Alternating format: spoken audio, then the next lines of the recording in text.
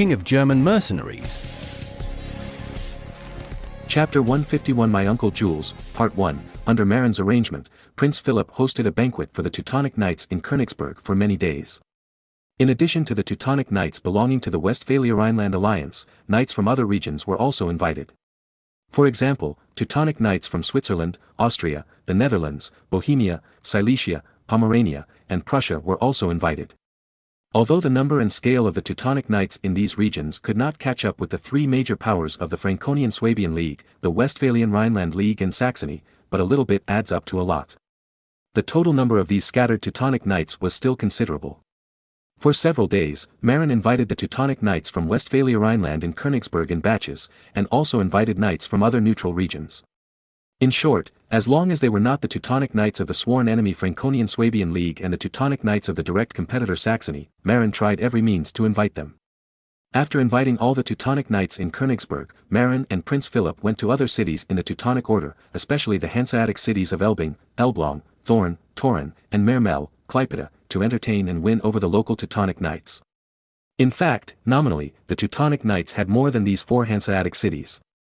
However, the other three Hanseatic cities that were originally directly under the Teutonic Knights, Danzig, Marienburg and Kulm, were annexed by Poland after the Battle of Tannenberg and the 13 Years' War. Therefore, the Teutonic Order, which originally had 7 directly affiliated Hanseatic cities, only had 4 Hanseatic cities left.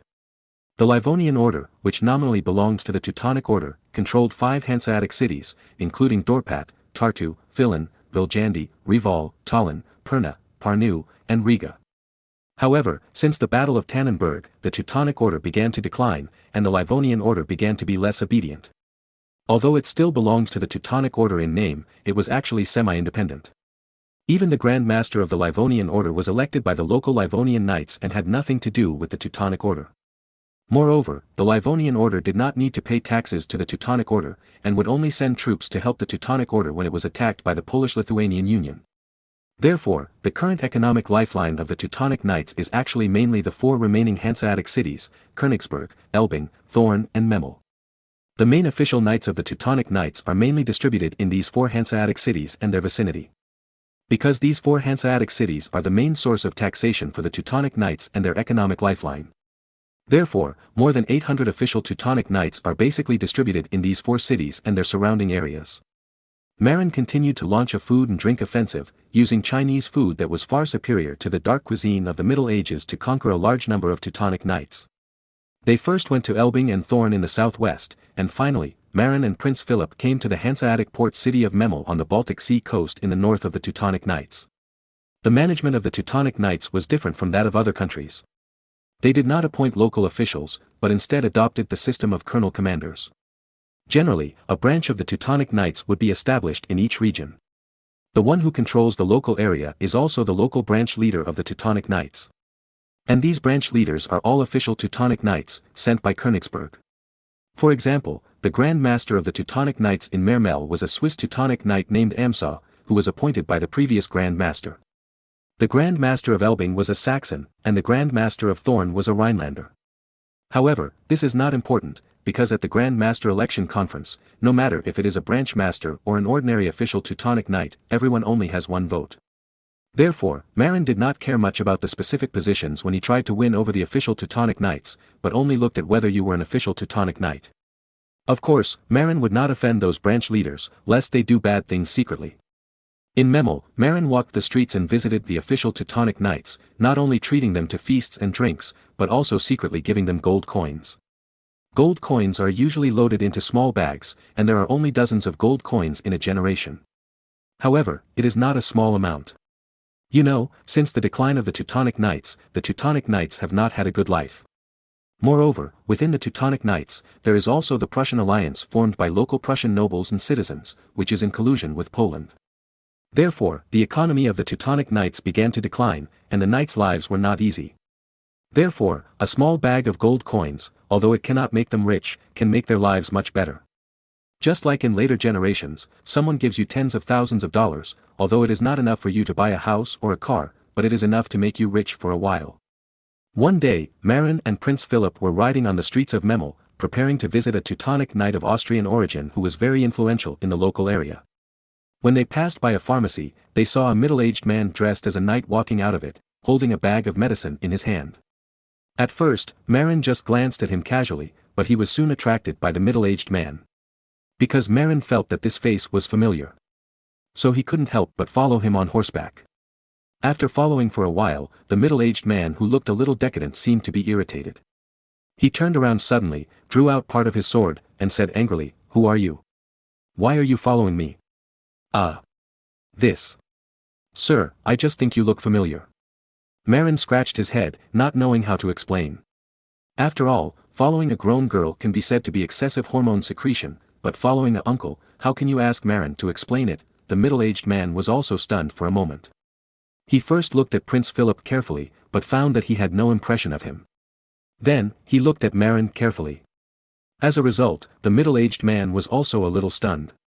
Because he also had a vague feeling of familiarity with Marin, as if he had seen him somewhere. "Excuse me, are you a knight from Westphalia?" The middle-aged man thought about it and felt that Marin might be a knight from his hometown, perhaps the descendant of an acquaintance. You know, the Teutonic Knights were the dream place for many wandering knights in Germany. So it was not surprising to see some wandering knights from their hometown. Although Marin was well dressed, he did not wear the silk long gown that symbolized his noble status, but dressed more like a knight. Similarly, in order to get close to the Teutonic Knights, Prince Philip did not wear silk long gowns, but dressed like a knight like Marin, which made it difficult for the middle-aged man to judge his origin. "Yes, we are indeed knights from Westphalia. Are you from there too, sir?" Marin was a little surprised. Could it be that he had met a fellow countryman? But why did he feel so familiar?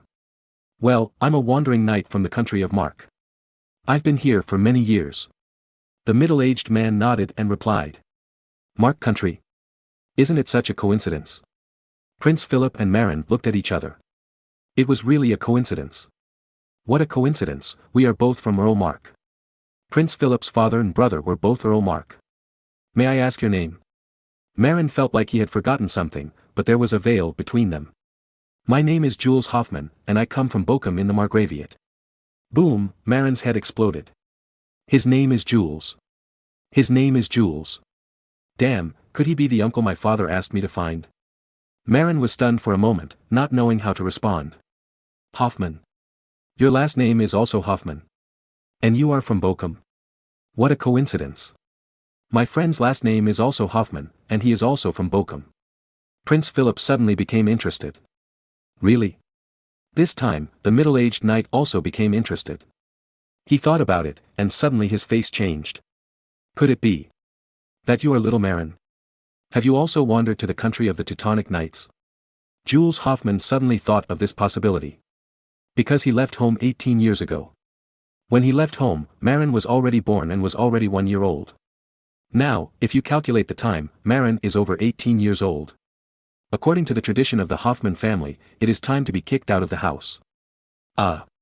Uncle Jules, I'm Marin. But I didn't come to the Teutonic Knights to wander around. I came here to do business." Doing business? Could it be that? "Little Marin, you have surrendered to this lord? Become his follower?" Jules Hoffmann obviously didn't know what happened in Germany, let alone Marin's great reputation. He initially thought that Marin, like him, also came to the Teutonic Knights to pursue his dreams. However, Marin said that he was not a wandering knight. Then, in Jules' eyes, there was only one possibility left, that is, Marin had surrendered to a great noble and became a guard knight. And it just so happened that Prince Philip had the aura of a superior, and there was a group of guards following him. So Jules guessed that Marin was following Prince Philip. As for Marin himself, because he was born in a poor family in his previous life, although his identity has changed greatly after traveling through time. However, many habits of the previous life are difficult to change, and his temperament is also poor. Therefore, Marin lacks the arrogance of ordinary nobles. Even Jules, who is middle-aged and has seen many people, did not see any aura of a superior in Marin. Therefore, Marin was sadly treated as a little follower by his uncle. Follower? Am I so much like a follower? Marin was also choked by his uncle's words. To the point that the excitement of finding a long-lost relative was completely wiped out by the shock. Chapter 152 My Uncle Jules, Part 2, Follower. Prince Philip was also stunned, and then laughed without any image follower. "Marin, this is a good idea, you can be my follower from now on." Ah ha ha. Marin glared at Prince Philip unhappily. Can you afford such a wealthy follower? In comparison, Marin can completely surpass Prince Philip in terms of money. Fortunately, Prince Philip is also easygoing and gets along well with Marin. He smiled indifferently. That's not what I said, it's your uncle. He has a sharp eye and can tell at a glance that you are his follower. Prince Philip was delighted that a young hero of the empire like Marin was regarded as his follower. You know, although Prince Philip is of noble birth, he is not as practical as Marin. Because his two elder brothers arranged for him to be the Bishop of Nevers. However, Nevers was not a bishopric, but a county controlled by his second elder brother. Therefore, this bishop was only symbolic and had no real power. Unlike the bishops of the bishoprics in Germany, they had real power. Although Marin was only a baron, he owned several large islands and was also a baron of an autonomous imperial barony. In terms of wealth and power, he was almost as good as many earls. So, Prince Philip found it very funny that Marin's uncle mistook Marin for his follower. It was precisely because he was born of noble birth, but his benefits were not as good as those of a baron like Marin. Therefore, when he heard that he had the opportunity to run for the Grand Master of the Teutonic Knights, he ran over eagerly. In fact, his current relationship with Marin was an alliance, not a master-servant relationship. Moreover, he had to rely on Marin for campaign funds. If he became the Grand Master of the Teutonic Knights, he would be able to go from a marginalized noble son to the ruler of a powerful country, and his identity would be qualitatively changed. Marin, who is this gentleman? Jules was not a fool. From their conversation, he could tell that Marin did not seem to be Prince Philip's follower. However, he was not sure what was going on. This is our Lord Mark Count John's younger brother, Prince Philip. Marin explained casually. To be honest, Marin did not think that this prince who did not have any specific title was nobler than himself.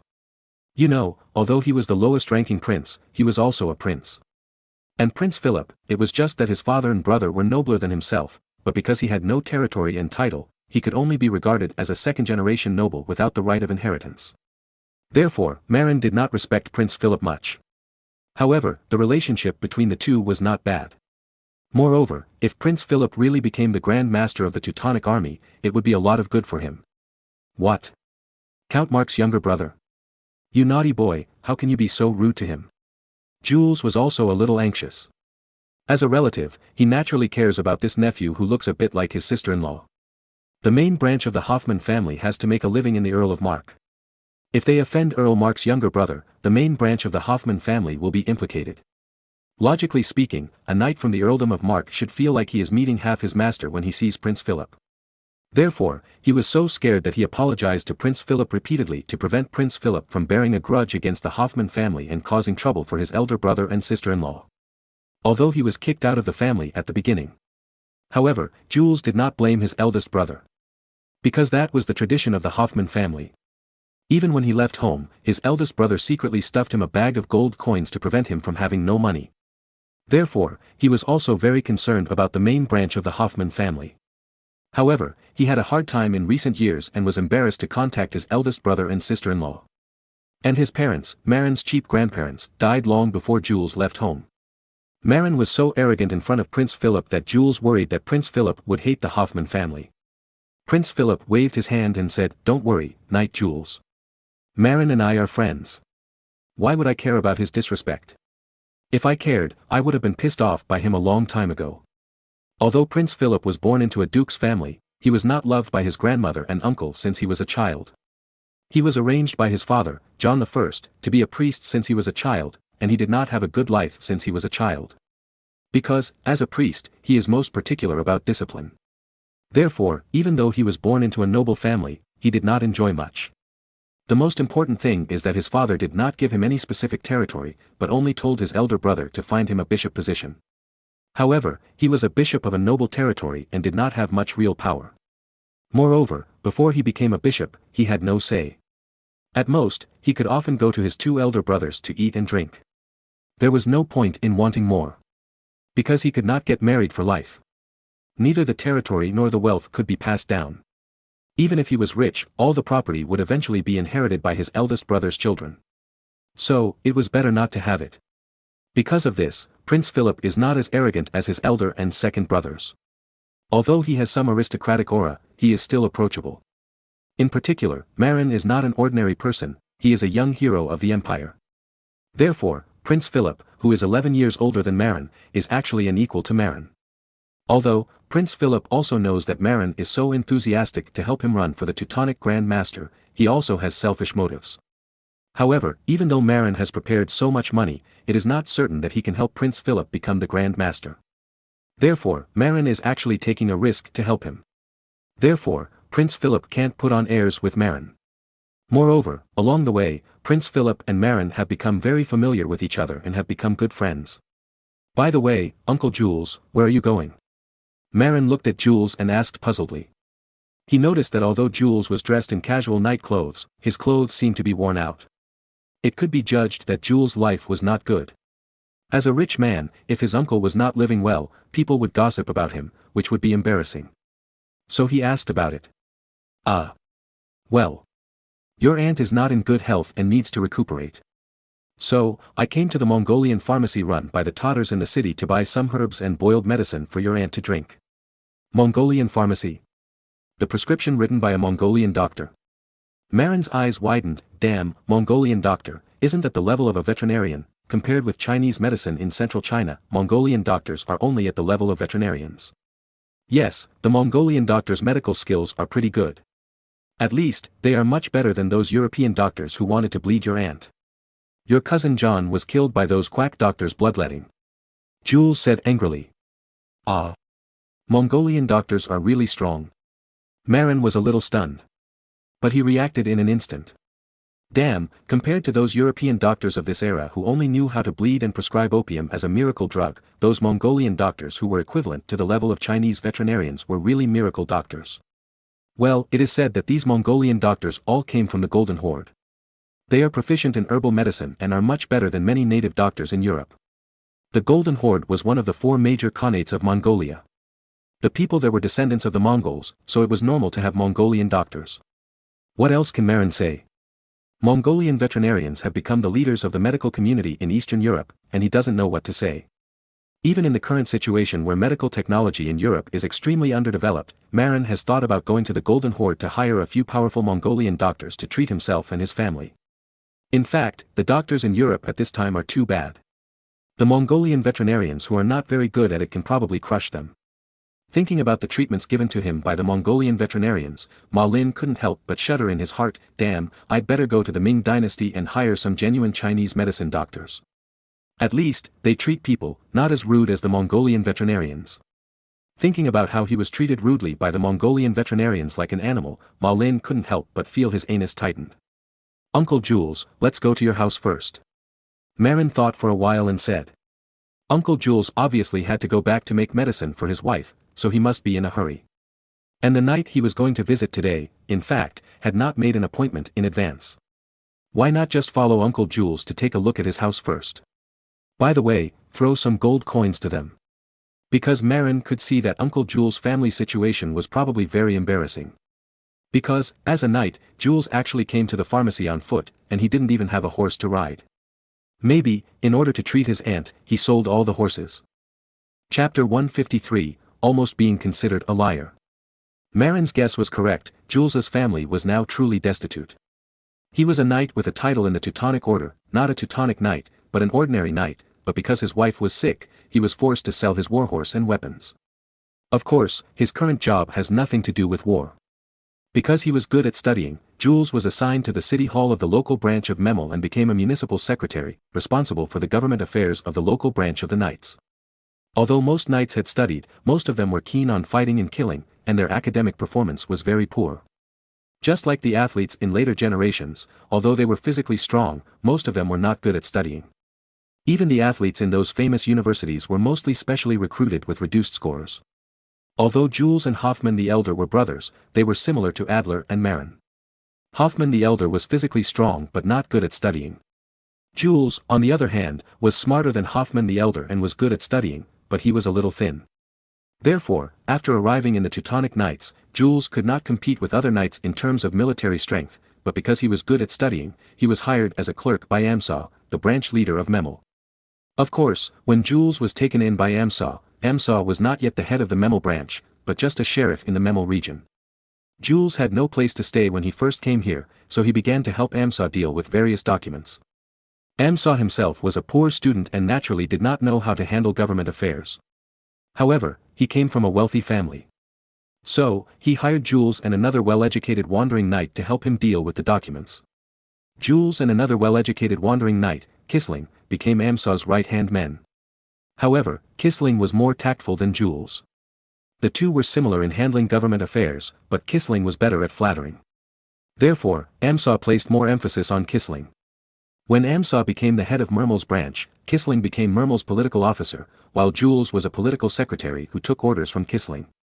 Of course, Jules was no fool, and he was prepared to fight Kisling, but unfortunately, his wife and children were sick. Jules had two children, the eldest son, Johann, and the youngest son, Peter. When Jules was preparing to fight with Kisling, his eldest son, Johann, fell ill. Then, the quack doctor who was invited bled Johann again and again. John died. Jules' wife Tana couldn't bear the blow and fell ill. Her body and will collapsed. After learning from his mistakes, Jules did not look for those bloodletting and murderous doctors again, but instead looked for Mongolian doctors from the Golden Horde to treat his wife. However, Jules did not know that the Mongolian doctor who came to the Teutonic Knights from the Golden Horde was not a very good medical practitioner. He came to the Teutonic Knights simply because he could not make a living in the Golden Horde because of the powerful Mongolian doctors who squeezed him out of the situation. Therefore, the Mongolian doctors in Mermel were only at the level of a mediocre veterinarian. However, even though they were only at the level of a mediocre veterinarian, these low-level Mongolian doctors still used Eastern herbs to suppress Tana's condition and prevent it from getting worse. This alone was much better than those bloodletting doctors. However, Tana never recovered and needed to use herbal medicine for a long time. Some herbs were not available in Prussia and had to be purchased from the Golden Horde. Moreover, these herbs were not produced in the Golden Horde, but were sold by merchants from Central Asia. Although these herbs were common in the Central Asian steppes, the price increased by n times when they were transported from thousands of miles away to Eastern Europe. Therefore, these herbs were very expensive. Even though Jules earned 10 pfennigs a day, he still couldn't afford those expensive, imported herbs. For this reason, Jules even had to sell his beloved warhorse in exchange for the medicine money.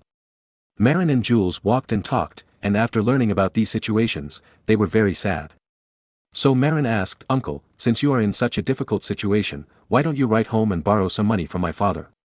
"No, Marin, I also came from Hoffman Manor, and I know what the family situation is like. There is only 100 ugrams of arable land at home, and there is not much output. In addition, my eldest brother has to support you, so where can he get extra money? So, I never thought of asking my eldest brother for help in these years." Marlin paused and felt very good about Uncle Lo. Because a person who cares about others is definitely not a bad person and deserves his serious attention. So he whispered to Prince Philip, "Your Highness, what do you think of my uncle's character?" "Well, not bad." Prince Philip also nodded approvingly. It was obvious that Jules was an upright and strong-willed knight. Although a little pedantic, he had good qualities. The key point was that he could handle government affairs and had more than 10 years of work experience. "Then, if you become the Grand Commander, please use me." "No problem. I happen to be short of staff. Someone this honest and reliable who can handle official documents is exactly what I need." After discussing the conditions, Marin said to Lo, "Uncle, your memories are useless now. The Hoffman family is now soaring." "Oh. How did it take off?" Jules was also a little confused. Seeing Marin being neither humble nor arrogant in front of Prince Philip, he had actually been confused for a long time. However, Prince Philip was beside him, so he couldn't ask Marin. "Ahem. Chevalier Jules, your nephew is now a baron. And a baron with a considerable fiefdom." Prince Philip interrupted at this time. "What?" Jules staggered, thinking he had heard wrongly. "Yes, uncle, I am a baron now." "Little boy, what are you lying about? Have you ever seen a knight's son become a baron at the age of 19? Do you think my uncle has never been to school?